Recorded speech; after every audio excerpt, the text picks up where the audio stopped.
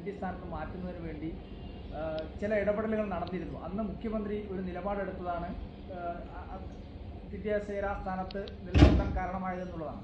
അങ്ങനെ ഏതെങ്കിലും സമ്മർദ്ദം ഉണ്ടായിരുന്നു എന്നുള്ളതാണ് ഞാൻ നേരത്തെ ചോദിച്ചത്. അല്ല, അതൊന്നും ഇപ്പം പിന്നെ വ്യക്തത വരുത്തേണ്ട കാര്യമില്ലല്ലോ. അങ്ങനത്തെ ഒരു വലിയ പ്രശ്നം നമ്മുടെ മുമ്പിലില്ലല്ലോ.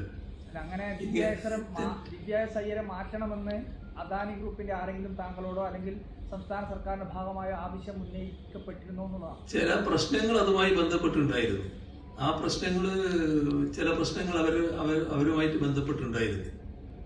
അത് അദാനി ഗ്രൂപ്പിന്റെ വഴിവിട്ട ചില നടപടികൾക്ക് അനുകൂലമായ നിലപാട് എടുത്തു കിട്ടണം എന്നുള്ള ആഗ്രഹത്തിന്റെ മേലെയായിരുന്നു. അതിനവർ നിന്നിട്ടില്ല. നല്ല ധൈര്യമായിട്ട് തന്നെ കാര്യങ്ങൾ നീക്കിയിരുന്നു. അത്രത്തോളം ഞാനിപ്പോൾ പറയുന്നുള്ളൂ. പിന്നെ ബാക്കി പിന്നീട് പറയാം. അങ്ങനെ ഒരു സമ്മർദ്ദം എന്തായാലും ഉണ്ടായിരുന്നു. സമ്മർദ്ദമല്ല, സമ്മർദ്ദത്തിനൊന്നും അവർക്ക് ശേഷിയില്ല. അവരാ സമ്മർദ്ദം നമ്മളെ ഒരു അഭ്യർത്ഥനാന്ന് പറയാ. സമ്മർദ്ദമൊന്നും കൊണ്ട് നമ്മുടെ അടുത്ത് വരാൻ പറ്റില്ല.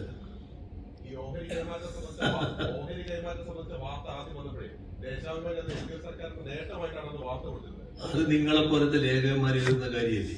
നിങ്ങളിപ്പോ ലേഖനം എഴുതി, നിങ്ങളൊരു പത്രത്തിന്റെ ലേഖനാണെങ്കിൽ എഴുതി കൊടുത്താൽ അവർ മറ്റു കാര്യങ്ങൾ ആലോചിക്കാതെ കൊടുത്താൽ അത് പത്രത്തിന്റെ നയമായോ?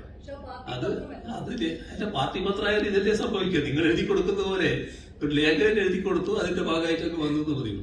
അത്രയും വലിയ കാര്യമായിട്ട് കാണുന്നില്ല. അത്രയും ലാഘവത്തോടു കൂടിയാണ് പത്രത്തിൽ ഒരു പ്രധാനപ്പെട്ട വാർത്ത കൈകാര്യം ചെയ്യപ്പെടുന്ന എന്നുള്ള ചോദ്യം കൂടി ഉണ്ടല്ലോ. അത് നിങ്ങൾക്ക് പിന്നീട് ചർച്ച ചെയ്തോളൂ. നിങ്ങൾ പാർട്ടി താല്പര്യം നിങ്ങൾക്കും ഉണ്ടല്ലോ. അപ്പൊ അത് നിങ്ങൾക്ക് നല്ല ഗൗരവത്തോടെ നോക്കണമെന്നല്ലോ നിങ്ങൾ ഉദ്ദേശിച്ചോ. അതുകൊണ്ട് കുഴപ്പമൊന്നുമില്ല.